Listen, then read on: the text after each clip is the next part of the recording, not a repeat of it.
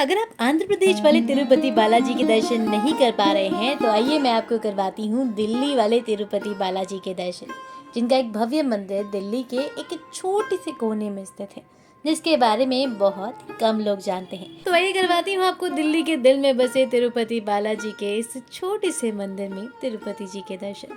ये मंदिर जो है आर के आश्रम के पास पड़ता है और इसका नियरेस्ट मेट्रो स्टेशन आर के आश्रम है और वहाँ से 50 रुपए का ऑटो लेने के बाद आप पहुँच जाओगे इस खूबसूरत से मंदिर में। वैसे आप लोगों की जानकारी के लिए बता दूं, तिरुपति बालाजी जो है वो विष्णु जी के अवतार है और साउथ की साइड की ये मान्यता है कि जो तिरुपति है वो विष्णु जी के 10वें अवतार है और हमारे यहाँ ये माना जाता है जो कल की अवतार होगा वही विष्णु जी का आखिरी अवतार होगा। मगर साउथ की साइड में ये माना जाता है कि जो तिरुपति बालाजी हैं वही कलयुग के अवतार हैं और वही लोगों के जन्मोद्धार के लिए आए। इस मंदिर परिसर में स्तंभ की जो है एक अलग ही मान्यता है। साउथ के सभी टेम्पल्स में स्तंभ को जो है अन्य देवी देवताओं को बुलाने का एक जरिया माना जाता है और स्तंभ के बिना कोई भी पूजा अधूरी मानी जाती है। इसी के साथ तिरुपति बालाजी को जो है अलग अलग टाइम पे अलग अलग भोग भी लगते हैं और उन्हें 3 से 4 तरह की चीजों का भोग एक दिन में लगाया जाता है। अब मुझे प्रसाद के तौर पे गुड़ के चावल खाने को मिले थे जो कि बहुत टेस्टी भी थे। मगर क्या आपको विष्णु जी के तिरुपति बालाजी की कहानी पता है?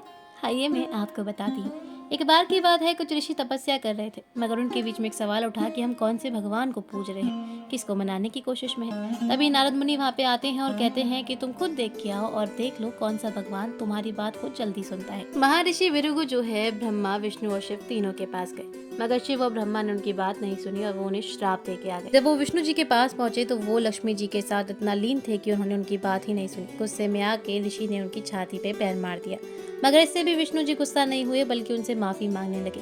इस कोमल भाव को देख के ऋषि बहुत खुश हुए और वह पृथ्वी लोक पे जाके विष्णु जी के इस अवतार की पूजा करने लगे। मगर लक्ष्मी जी अपने पति का अपमान सह ना पाई और देवलोक छोड़ के पृथ्वी लोक पे आ गई और यहाँ पे तपस्या करने लगी।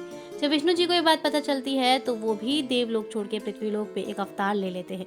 मगर यहाँ पे आके जब वो एक लड़की की जो कि राजकुमारी थी जिसका नाम था पद्मावती, उसकी रक्षा करते हैं एक हाथी से, तो वो देवी बहुत ज्यादा प्रसन्न हो जाती है और वो विष्णु जी के सामने शादी का प्रस्ताव रखती है। मगर विष्णु जी तो लक्ष्मीहीन होते हैं तो वो कुबेर से उधार लेते हैं और अपनी शादी का कार्यक्रम है वो शुरू कर देते हैं। मगर जब शादी कर रहे होते हैं इसी बीच में लक्ष्मी जी वहाँ पे आती हैं और वो कहती हैं कि आप मेरे अलावा किसी और से शादी नहीं कर सकते और वहाँ पे वो पत्थर की मूर्ति में तब्दील हो जाती है, जिसको देख के विष्णु जी और पद्मावती दोनों भी पत्थर में तब्दील हो जाते हैं। और आज के टाइम पे भी इन तीनों की मूर्ति को साथ में पूजा जाता है। ना ही केवल इतना, विष्णु जी के इस अवतार की कुछ अलग ही किस्से हैं।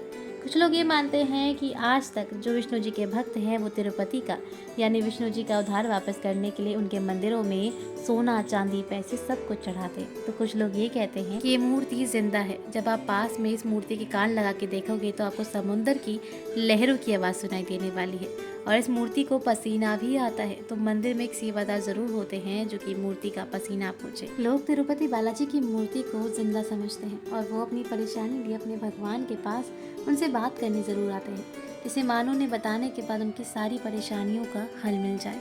और ऐसे ही कई सारे किस्से इस मूर्ति के बारे में, इस मंदिर के बारे में है। तो क्या कभी आप तिरुपति बालाजी के मंदिर गए हो? कमेंट बॉक्स में लिख के ज़रूर बताएं। और अगर आप चाहते हैं कि मैं इसे टेम्पल की सीरीज़ करूं तो प्लीज़ आप कोई लोकेशन मुझे रेकमेंड भी कर सकते हैं। तो मैं भी आपसे विदा लेती हूँ। दोबारा आऊँगी एक और नई वीडियो की तलाश में, एक और नई जगह को एक्सप्लोर करते हुए। तब तक के लिए बाय बाय।